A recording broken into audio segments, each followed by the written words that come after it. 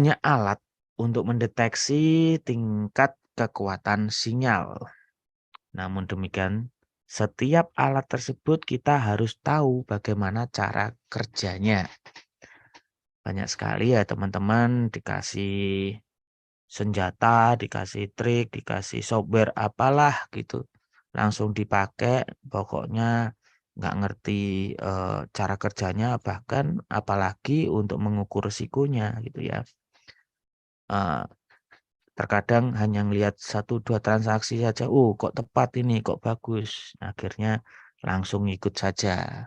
Selamat sore juga ya Pak Richard Tungadis. Selamat sore Pak Budi. Terima kasih telah bergabung. Kali ini kita akan coba diskusikan cara mendeteksi kekuatan sinyal dengan indikator yang katanya mother indikator, induknya indikator, moving average ya. Bagaimana bila dengan 1 MA, 2 MA, 3 MA, bahkan 4 MA ya. Dengan cara kita bisa berpeluang mendapatkan keuntungan maksimal ya dengan cara ini. Pada saat market trending maupun juga kita juga bisa mendeteksi ujung trennya sehingga kemungkinan rugi pada akhir tren bisa diminimalisasi. Mari ya kita diskusikan untuk 4 MA. Nah, sebelumnya tak jemu-jemu juga saya mengingatkan teman-teman, kalau teman-teman benar-benar serius di bisnis ini, maka tolak ukurnya simpel sekali. Kita wajib ya mempelajari, memahami, dan melakukan mindset management, yang mana di situ kita butuh kepercayaan diri yang ideal. Kemudian money management, bagaimana meminimalisasikan loss dan maksimalkan profit. Bagaimana kita mengamankan modal dengan risk management dan juga bagaimana kita bisa mengukur probabilitas atau akurasi strategi kita dengan trade management. Keempat halnya itu harus dalam satu kesatuan yang tidak bisa dipisahkan. Tak lupa ya untuk bisa lebih mengikuti materi ini, saya rekomendasikan teman-teman untuk lihat di channel GK Invest Indonesia. Makanya subscribe ya dan like serta tekan tombol loncengnya. Ini penting untuk bisa mendapatkan informasi-informasi terbaru. Di dalam channel GK Invest Indonesia silahkan aja search lot ideal. Di sana sangat penting sekali untuk teman-teman bisa mengetahui apa itu recovery factor, apa itu drawdown maksimal, dan juga probability atau akurasi. Yang mana ketiga hal ini sangat mendukung sekali terselenggaranya MMRT management yang lebih baik gitu ya. Tak lupa juga Anda juga harus wajib menyimak mengukur resiko trading ya. Bisa di-search juga di channel YouTube GK Invest.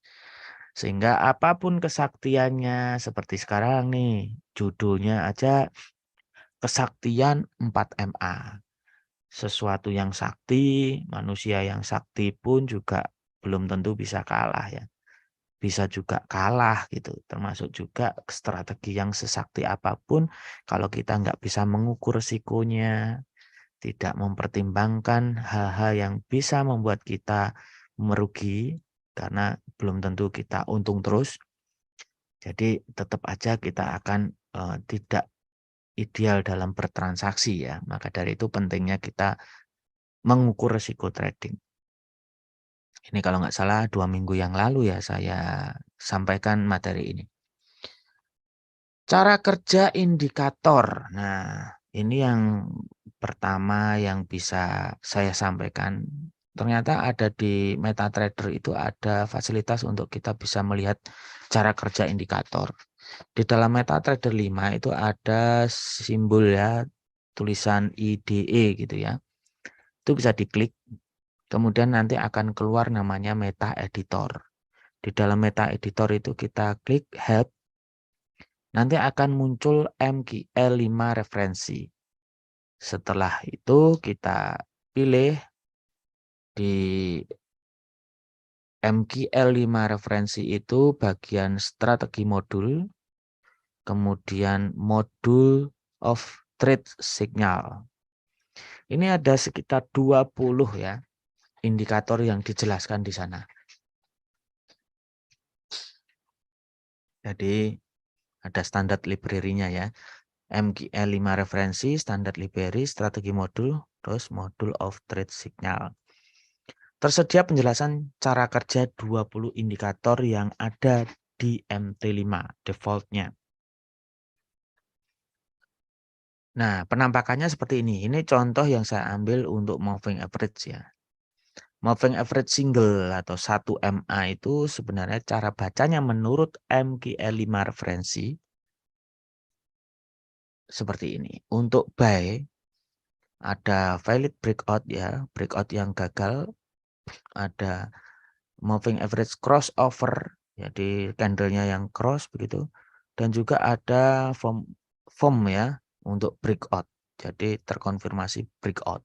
Ini untuk buying ya, untuk buy-nya, untuk belinya.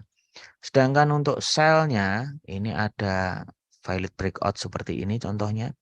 Terus ada juga crossover moving average, ada juga form breakout seperti ini.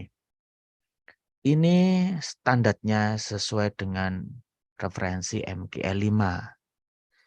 Sedangkan tingkat kekuatan sinyal biasanya ya saya katakan di sini biasanya tidak selalu.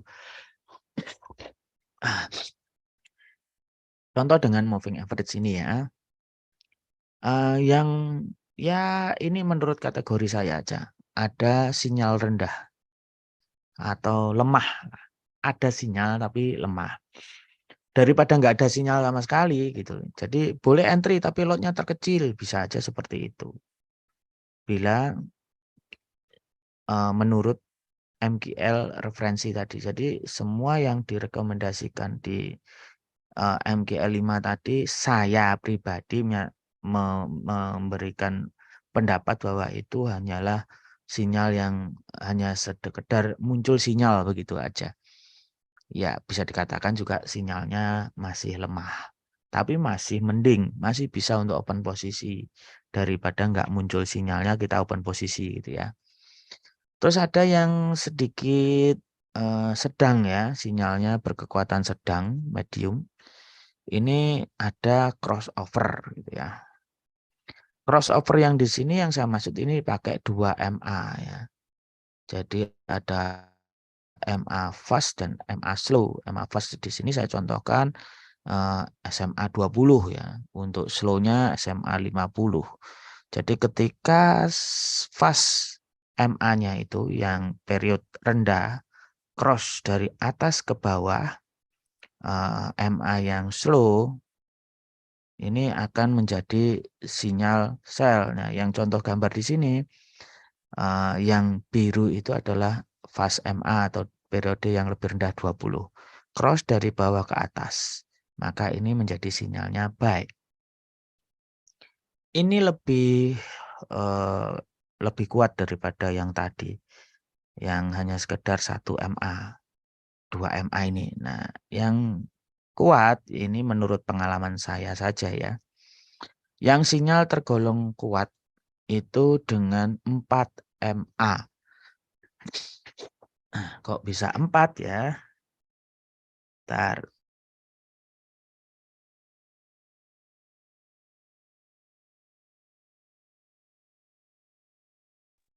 Sorry, AC kantor dingin sekali. Jadi agak buntu hidungnya.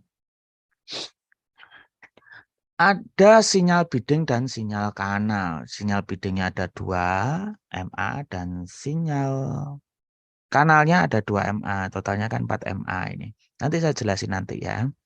Jadi sinyalnya yang bidding itu jika nge-cross dari bawah ke atas maka dia buy. Tapi menunggu konfirmasi dari sinyal kanal. Ini hanya saya menggolongkan tentang kekuatan sinyal saja. Jadi yang saya akan sampaikan nanti sinyal yang paling kuat saja. Tapi tidak hanya itu, nanti ada filternya juga. Sudah kuat di filter lagi dengan indikator lain. Jadi tambah sakti ya. Tenang, kesaktiannya berdasarkan tingkat statistik dari jurnal. Nanti saya akan sampaikan jurnalnya juga.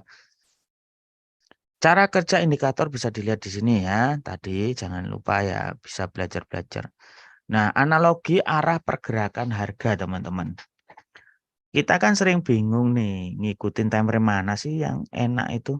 Ngikutin time frame yang M15 kok yang H1 kok berbeda sinyalnya. Di M15 buy, di H1 sell. Bingung kan? Nah, akhirnya di semua time frame kok nggak bener terus kayaknya gitu ya. Jangan bingung ya, memang analoginya seperti ini pergerakan harga itu.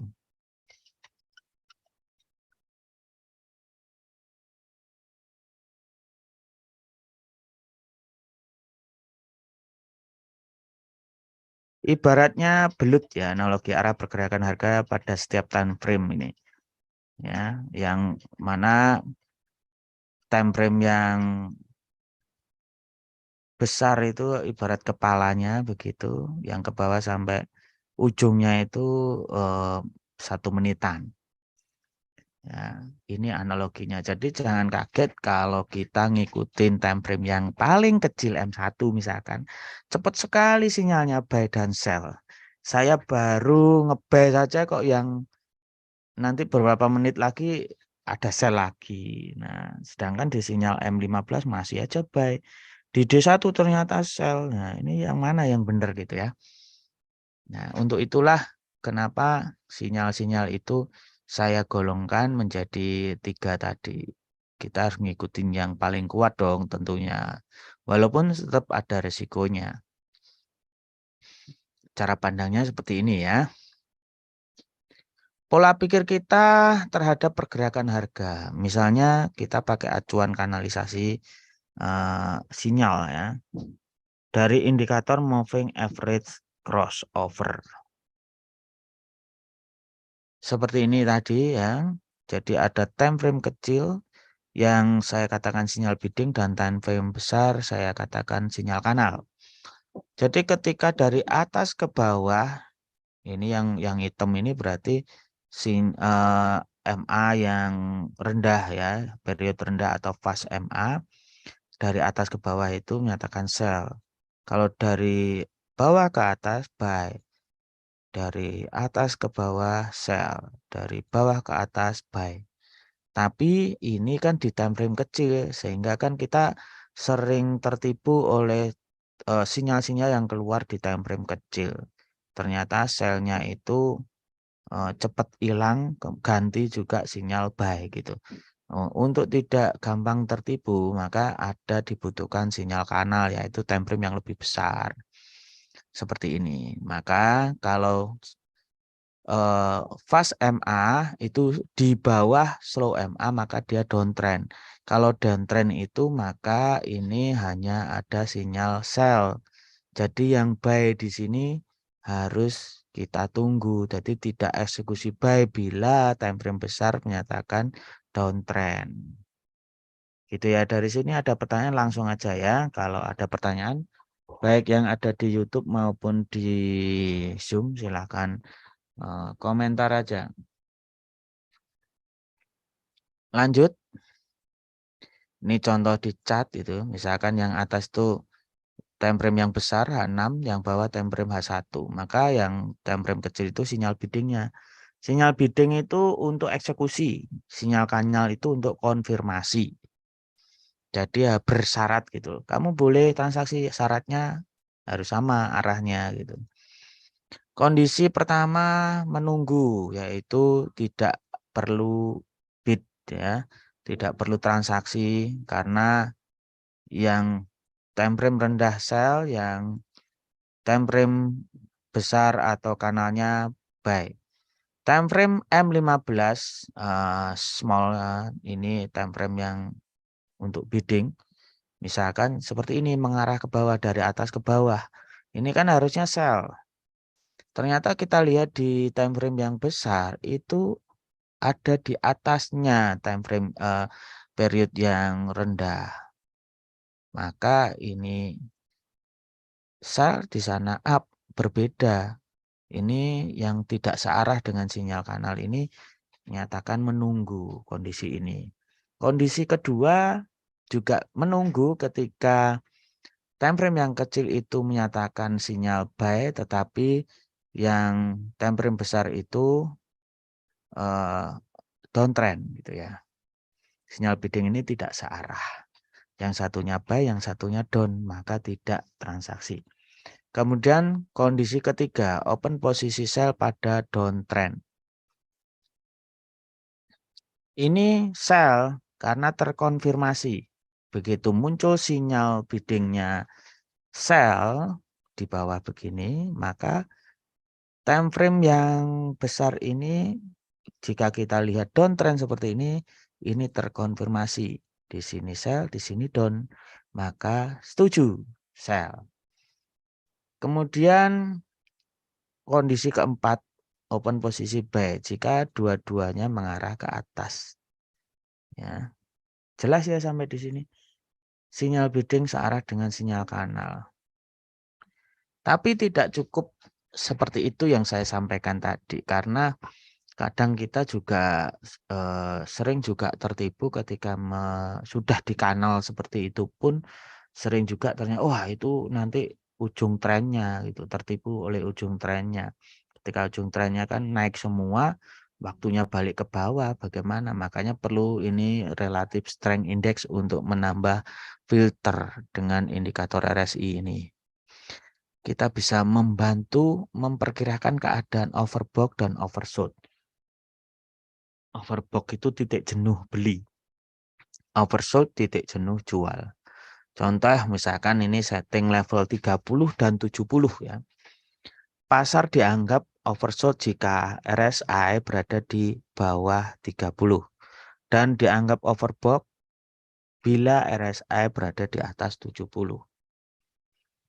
Relative Strength Index, contoh aja, ini Anda bisa lihat di inset indikator ya, masuk osiliator sana, period misalkan kita ambil 8 gitu, ini untuk setting parameternya, ini untuk setting levelnya. Nah, setting level ini kita bisa ubah-ubah, tidak harus 30-70 gitu. Nah, yang ideal berapa?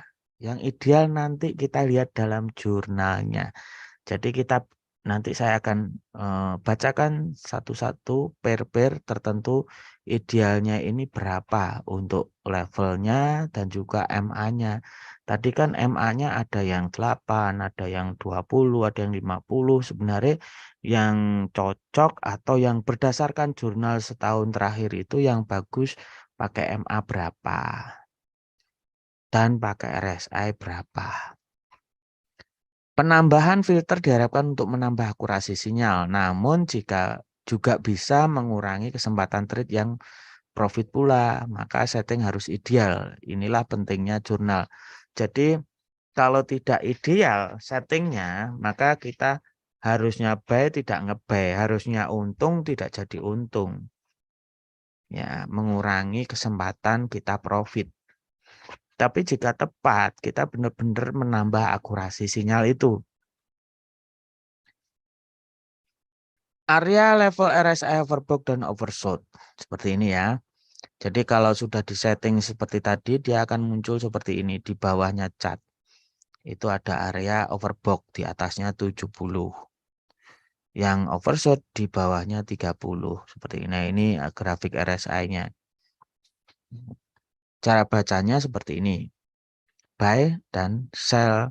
Sell di overbought dan buy di oversold. Nah, bagaimana cara menggabungkan dengan MA tadi? Jadi, ketika sinyal bidding menyatakan sell, tunggu pertama kali kita lihat sinyal kanalnya. Apakah di kanal itu downtrend atau uptrend? Jika downtrend, maka kita baru melihat RSI-nya. RSI-nya kita tunggu di overbought baru sell.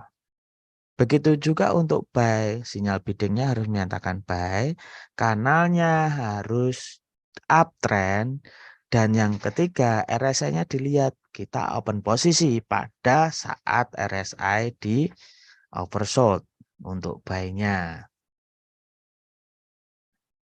Gampang ya teman-teman. Untuk mendapatkan setting ideal dari seluruh indikator, maka kita perlu statistik dari rangkaian data jurnal trading sebelumnya. memang histori jurnal itu adalah sebuah paradok ya teman-teman. Artinya kalau benar-benar diikutin strategi itu juga tidak menjamin masa depan sama dengan histori masa lalu. Tapi kalau tidak sama sekali untuk mempelajari masa lalu, kita ya juga spekulasinya lebih tinggi. Untuk itu memang market itu bisa dikatakan random. Nah, untuk bisa kita menaklukkan ya dalam artian menghindari hal-hal yang bisa membuat kita fatal atau kebangkrutan atau MC. Salah satu cara adalah dengan money management tadi. Maka apa yang saya sampaikan barusan tadi adalah salah satu trade manajemennya. Yang saya katakan di awal juga, trade management ini tidak akan ada artinya apa-apa jika tidak dibarengi oleh money management, risk management. Risk management, money management, trade management itu juga tidak akan ada apa-apanya jika mindset kita salah.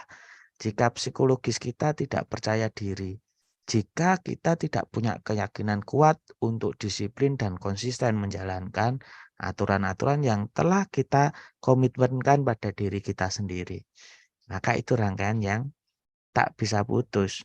Orang percaya diri karena apa? Ya karena banyak yang benar, akurasinya baik. Money manajemennya bisa saya ukur, risk manajemennya bisa kita percayai gitu. Nah, jadi mindset management psikologis ini juga bisa disupport dari 3 hal tadi. Money, risk, dan trade-nya. Trade tidak akan ada apa-apanya tanpa ada money management. Money management, risk management tidak akan ada apa-apanya jika mindset kita juga tidak kuat. Mental kita tidak kuat. Mental ini tidak bisa kita bangun jika kita tidak punya trade management yang bagus, risk management yang bagus, dan money management yang bagus. Jadi mental ini tidak cukup dengan mental berani tok atau nekat saja. Ya. Maka salah satu usaha kita untuk memperbaiki mental kita, percaya diri kita dengan jurnal trading itu. Ya, ini bisa teman-teman dapatkan, hubungi aja official teman-teman untuk bisa mendapatkan jurnal trading ini. Tidak hanya itu juga saya juga bisa kasih trading tool untuk bisa menciptakan jurnal-jurnal beberapa tahun sebelumnya. Ya, sebelumnya saya akan tunjukkan dulu. Nah, seperti ini penampakan jurnalnya. Jadi, strategi yang saya sampaikan di awal tadi tidak akan juga bermanfaat yang seperti kita harapkan apabila setting-settingnya itu juga nggak tepat. Settingnya itu berdasarkan jurnal juga ya. Nah, di sini saya mulai dari pound sterling JPY. Pound sterling Japanese yen saya langsung buktikan di jurnal yang RF ini recovery factor ya teman-teman. 219 artinya kita profit 219%. Jadi recovery factor itu bisa kelihatan nggak ini Pak Peter? Excel-nya. Perlu dibesarin kah?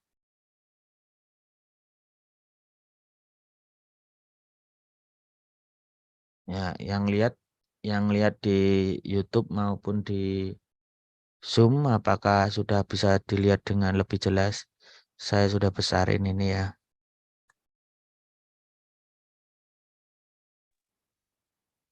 Sudah Pak, sudah besar Pak. Udah ya. Nah, cara bacanya jurnal ini adalah recovery factor itu didapat dari net profit. Net profitnya 1108 ini dan dibagi dengan equity drawdown maksimal 505. Net profit dibagi equity drawdown sama dengan recovery factor. Jadi ya kita percuma juga ya kalau net profitnya ini berlimpah ruah. Misalkan 1 miliar ini untungnya $100.000. Tapi ternyata equity drawdown-nya juga $100. Artinya kan cuman satu doang. Artinya ya kita nggak profit sebenarnya. Ayo profit 100%. Cuman membutuhkan modal yang sekian ini bisa nggak kita gitu. Makanya kita cari yang modal terendah. Kalaupun toh kita punya 1 miliar dengan profit 100% 1 miliar net profitnya, itu masih dalam kategori resiko yang maksimal. Nah, lihat ya yang lot ideal itu dan modal ideal itu sudah saya sampaikan bagaimana cara mengukurnya, ngitung struktur permodalan dan juga ikutin juga itu video yang mengukur resiko trading. Nah, dari sini kita bisa lihat nih ya. Jadi dengan strategi-strategi yang ada sampai ini detail ya, ada tanggal-tanggalnya di setiap transaksinya, ada menitnya juga di sini. Ini kita bisa track ya, bisa tracing ya, bahwa tanggal ini bener nggak ada MA cross di situ. Nah, ini settingnya seperti ini ya.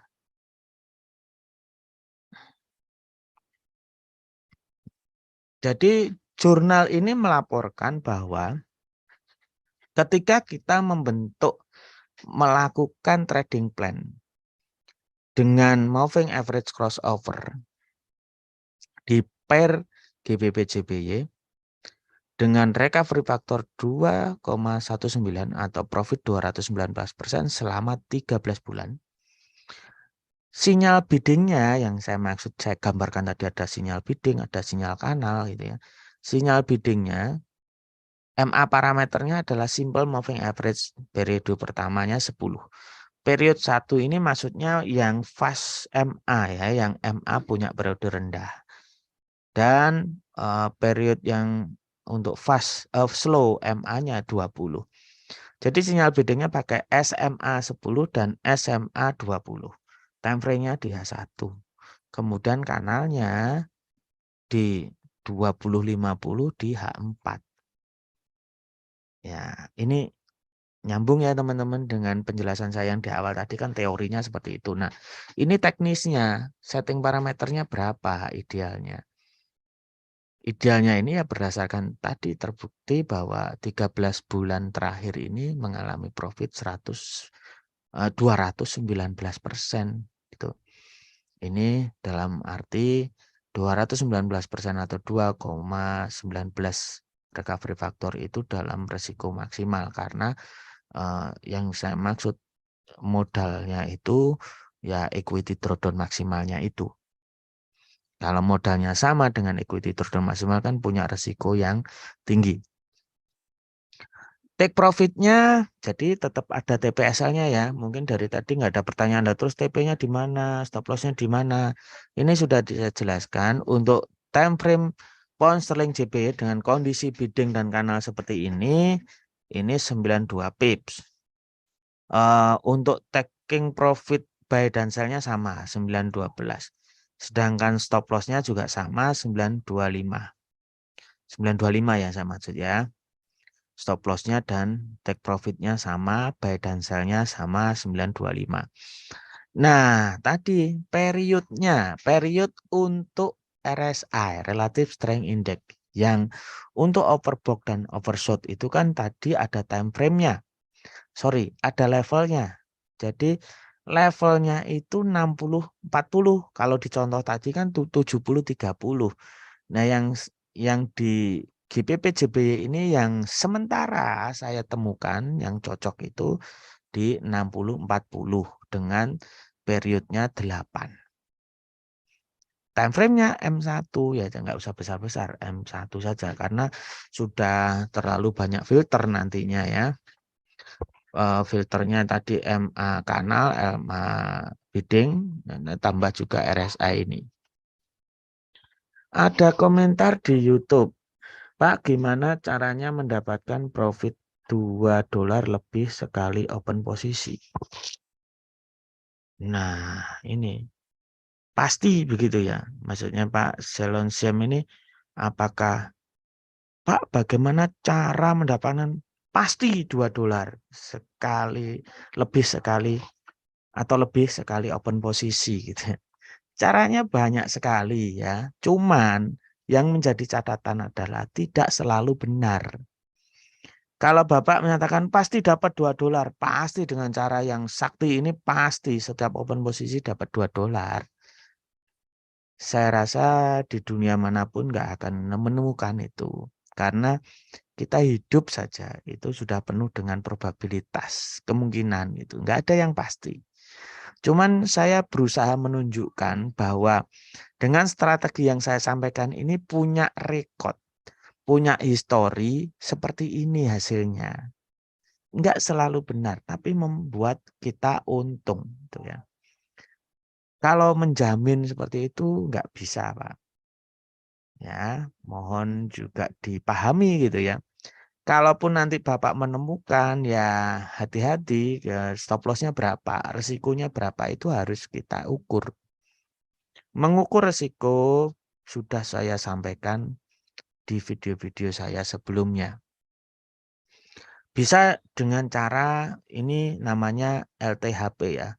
Low target high probability LTHP. Saya sudah sampaikan itu gimana kita profit kecil-kecil tapi punya probabilitas yang sangat besar. Kemarin saya sampaikan ada kok pernah dalam 100 transaksi itu tidak pernah lose. Tapi kan nggak selalu. Ternyata setelah 100 transaksi lagi ada 5 yang salah. Nah ini tetap harus terukur risikonya gitu ya. $2 itu sangat rendah dan sebenarnya gampang tapi nggak ada yang bisa jamin pasti itu ya intinya. Karena rangkaian trading plan itu harus sebuah rangkaian akumulasi.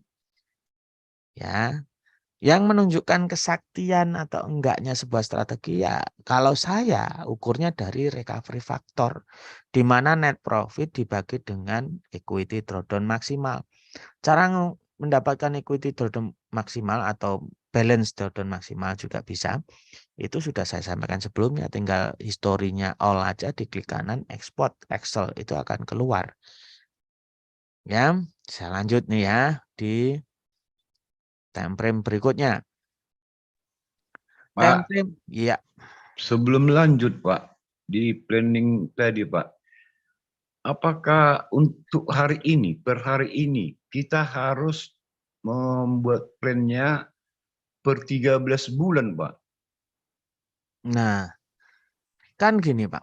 Bapak mau Iya. misalkan nih, kalau hari ini kan kita tinggal jalankan hasil jurnal ini Pak. Ya. Andaikan kita belum sama sekali mempunyai trading plan, teman-teman semuanya bisa membuat jurnal dulu. Misalkan saya berangan-angan nih, saya baru mau trading nih, saya mau pakai RSI saja Pak.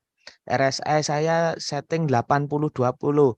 Jika nyentuh 80 di M15 ya misalkan. Ini trading plan simple ya. Di Ya. M15 kita setting 80 dan 20. Jika 80 saya ambil sell, jika 20 saya ambil buy. TP dan SL-nya saya pasang 100 misalkan. Kita coba nih 100 transaksi. Dek, dek, dek, dek, dek, dek, dek. Oh, ternyata ini cocok, membawa hasil. Ada rugi, ada untung, ada rugi, ada untung, ada rugi, ada untung.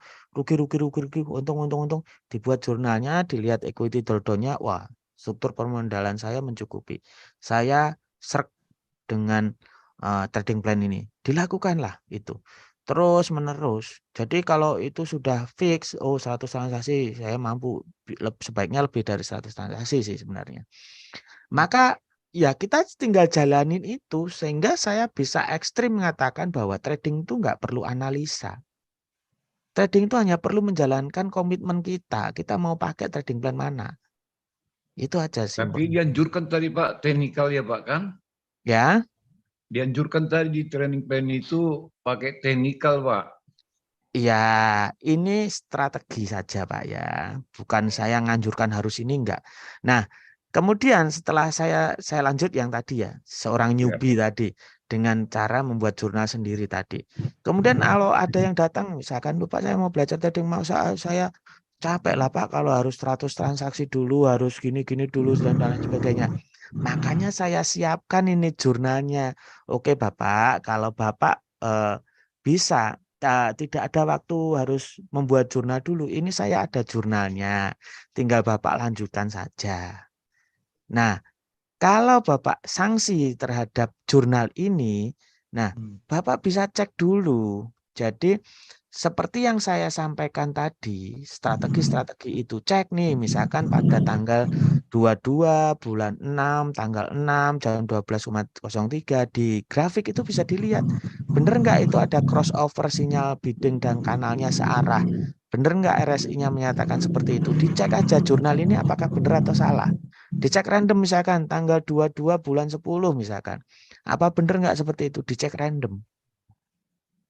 Oh, ternyata jurnal ini benar persis pada tanggal itu memang ada crossover seperti itu. Sehingga kita ini hanya memfasilitasi saja, Pak. Sebenarnya strateginya apapun bisa. Nah, dari jurnal itu kita bisa ukur nih yang paling penting dalam mengukur resiko itu adalah drawdown maksimalnya itu kira-kira modal kita cukup enggak, kalau ini pakai resiko maksimal sekian, kalau resiko medium berarti 5 kali lipatnya, kalau ingin resiko yang low yang rendah berarti 10 kali lipatnya dari drawdown maksimal gitu Pak. Oke. Oh gitu Pak ya. Oke, Iya. makasih Pak.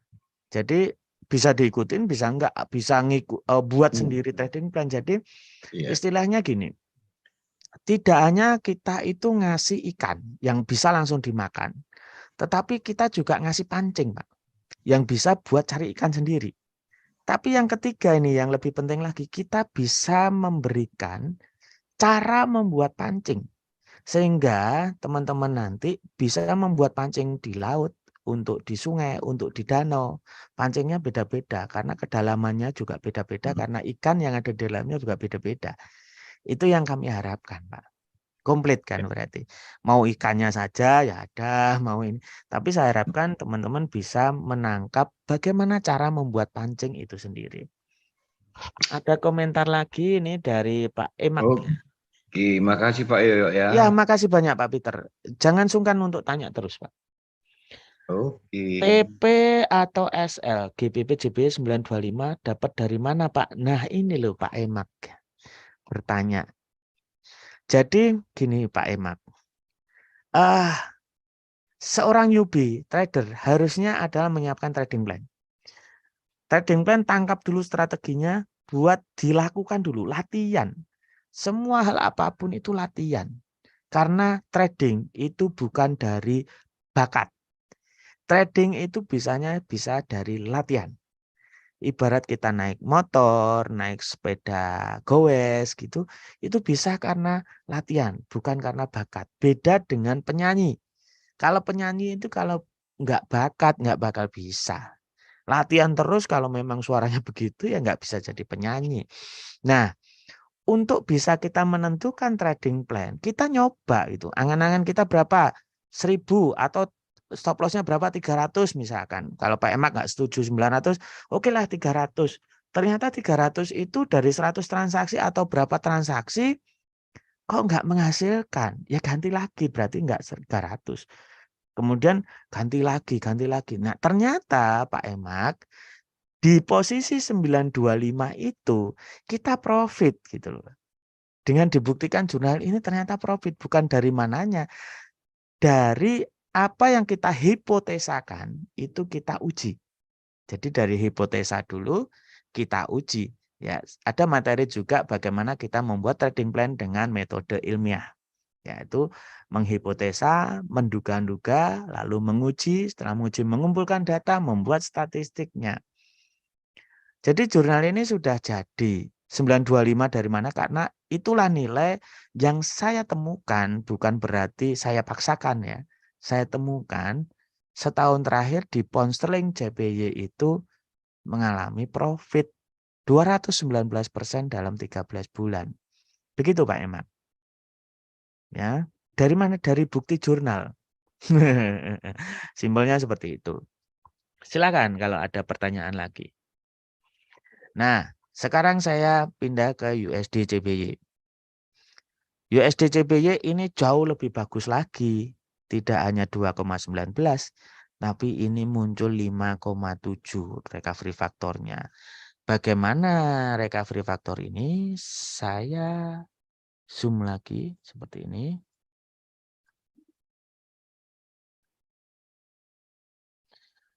Recovery factor 5,7 ini didapat dari net profit dibagi drawdown maksimal. Ternyata hanya dengan modal $176 bisa menghasilkan profit $1.006 dalam waktu, nanti ya waktunya saya search. Recovery faktornya 5,7. Ya, cukup bagus sekali, sangat bagus sekali bahkan dibandingkan tadi. Loh, kalau saya 1 juta nggak cukup lah buat kehidupan sehari-hari. Nah, itu sudah saya bahas di lot ideal dan modal ideal. Kalau kita nggak cukup tinggal naikkan lot karena ini lotnya sudah saya buat rendah 0,1. Butuhnya 5 juta ya tinggal aja kalikan 5. 0,5 lot per transaksinya. Sangat simpel ya. Nah, ini bagaimana strateginya? Strateginya saya lihatkan di sini. Jadi di USD JPY itu menghasilkan RF 5,7 itu dalam 13 bulan terakhir. Pakai SMA-nya 5 dan 20 untuk bidding dan kanalnya 20 untuk 50. Time frame-nya M15 dan H1. Untuk kanalnya H1 ya. Nah, ini berubah lagi Pak Emak tadi. Pak Emak aslinya namanya siapa ya? Pak Emak ya, yang ada di YouTube berkomentar. Jadi Pak Emak pasti bertanya nih, dari mana nih 300 daripada 600 ya. Stop loss-nya 300, taking profit-nya 600.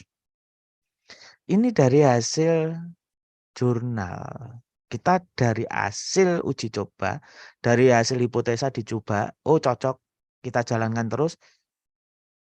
13 bulan muncullah SLTP idealnya 600-300 di USD JPY dengan strategi MA crossover 4 kanal, 4 MA ya. Sorry salah, 4 MA.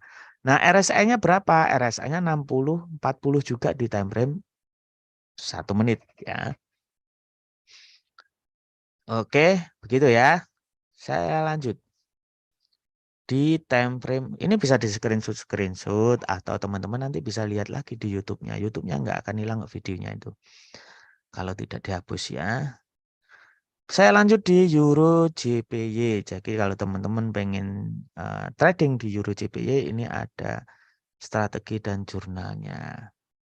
Langsung aja ke strategi ya. Kalau di Euro JPY mempunyai strategi seperti ini. Beda-beda masing-masing pair gitu. Nggak bisa, karakternya kan berbeda-beda soalnya. Ya, untuk Euro JPY itu 12 bulan ini SMA 10 dan 20 biddingnya. Kanalnya 20-50 sama biddingnya M15, kanalnya H1. Ini beda TPSL-nya menjadi 700 di baik di stop loss maupun take profit 700.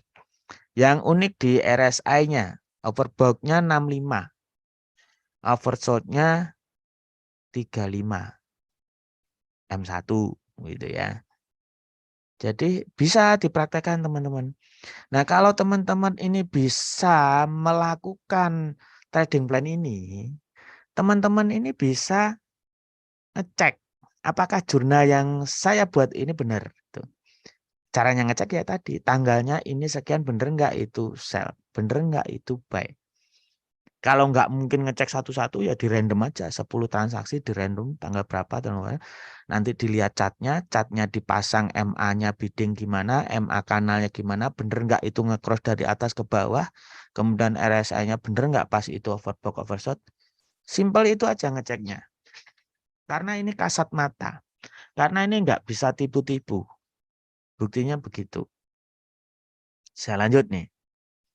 Untuk Euro Pound Sterling. Ya, EUR GBP. Nah, ini lebih baik. 21.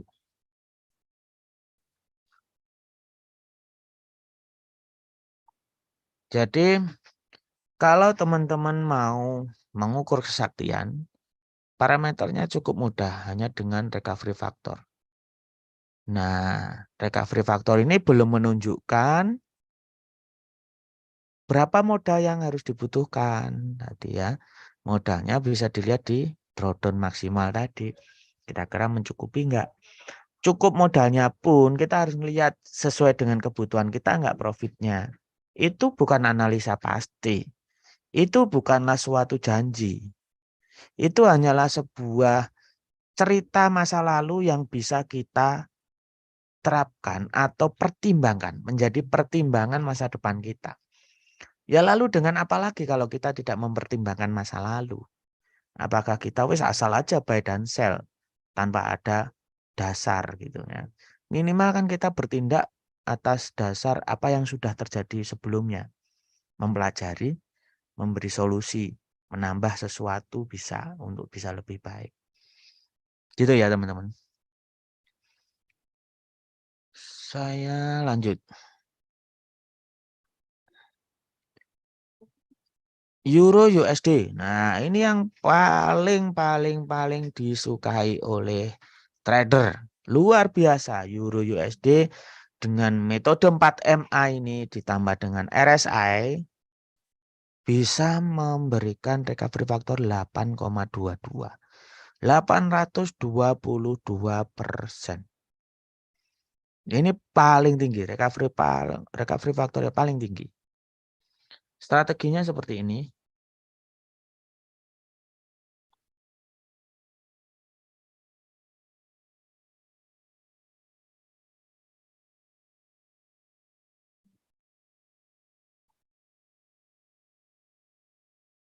Strateginya ini yang bisa teman-teman simak ya, bahwa ini paling tinggi recovery-nya selama saya meriset sebuah trading plan.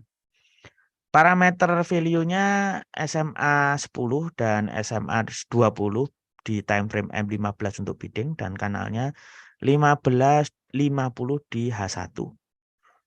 Buy dan sell-nya dengan TP dan SL sama 975. Kenapa enggak 900 saja? Kenapa enggak 1000 aja? Ini hasil riset.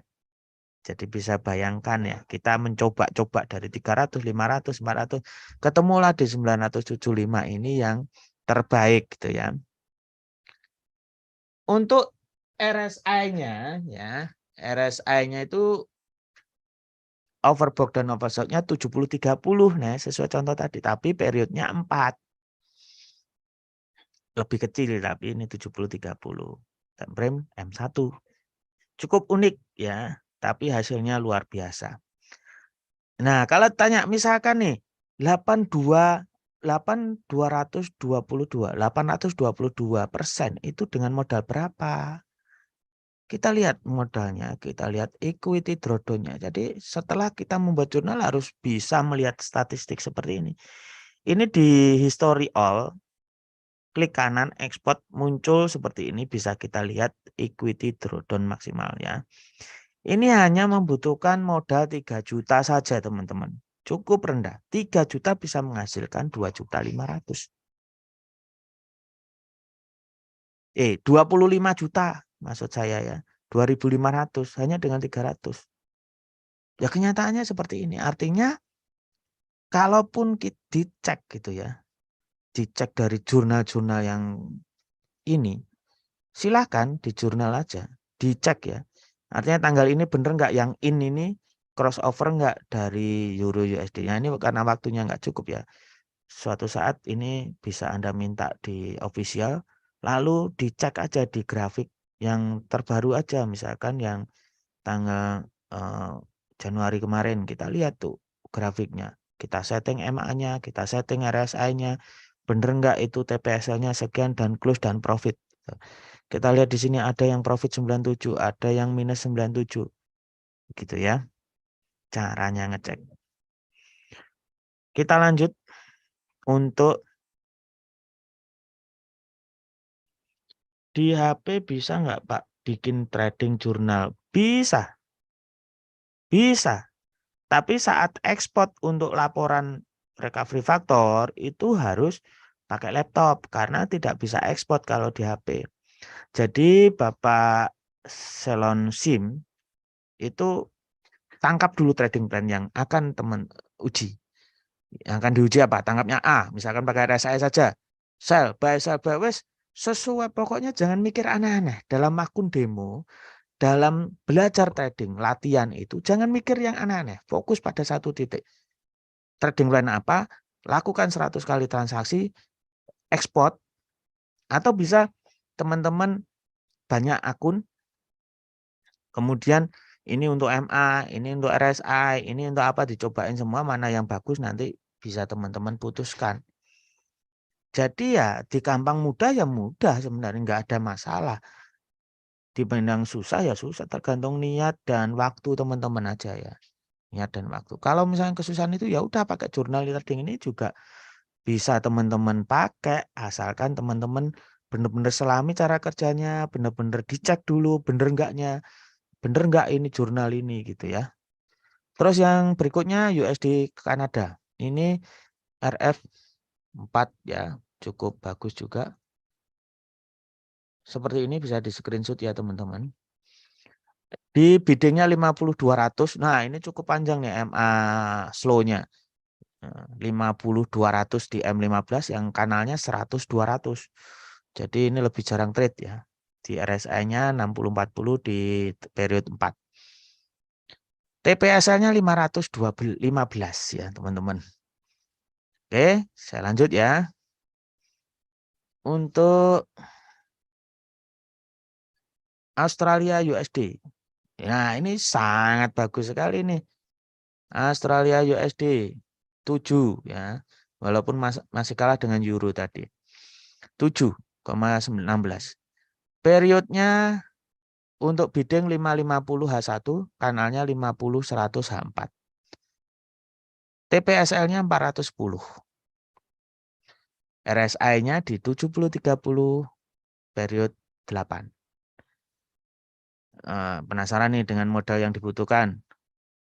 Equity drawdown maksimalnya 118. Sangat rendah sekali. Hasilnya profit 845 ya. Modalnya sangat rendah itu ya. Hasilnya luar biasa. Ternyata juga ya kalau kita tahu sistemnya trading itu tidak harus menang-menangan modal ya, tidak harus banyak-banyakan modal. Tinggal konsistensi kita aja. New Zealand USD 6,4.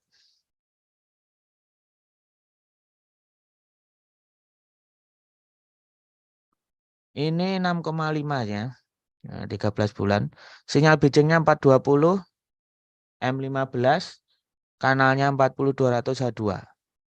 TPSL di buy sell-nya sama 595. RSI period 9, overbought overshot-nya 70-30. Oke, saya lanjut lagi setelah New Zealand. Ada pound sterling USD. Habis gini emas ya. Setelah emas kita selesaikan dulu ya. Karena teman-teman bisa minta aja di official yang teman-teman kenal ya. Untuk ini pound sterling USD sinyal biddingnya 10.50 H1, sinyal kanalnya 20.50 H4. TPSL-nya 750. Bidding untuk RSI-nya 70-30 period 6. TPSL buy dan sell-nya sama 750 pips. Untuk emas sekarang. Oke, setelah emas selesai ya. Ini yang ada Nasdaq dan Hang Seng serta oil tidak bisa saya bacakan. Untuk emas ya, bagi yang penasaran, mempunyai hasil yang cukup bagus juga, 447% dalam 13 bulan. Sinyal biddingnya 45200, M15, sinyal kanalnya 40200 di H1. Nah, taking profitnya dan SL-nya 4590.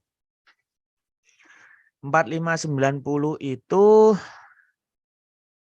kalau 0,1 ya nah, kita lihat ya.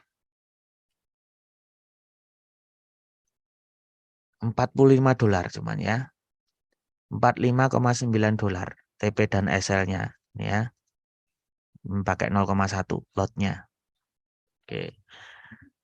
Saya bacakan lagi untuk RSI ya. Untuk RSI-nya periode 6 70-30. Oke.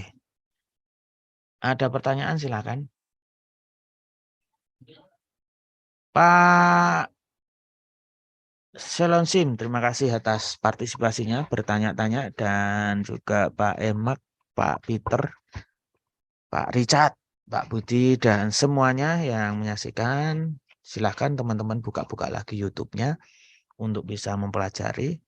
Hati-hati terhadap risiko yang ada. Teman-teman harus buka cara mengukur risiko, modal ideal, lot ideal, baru memikirkan strateginya. Kadang modal itu juga menyesuaikan strateginya, teman-teman.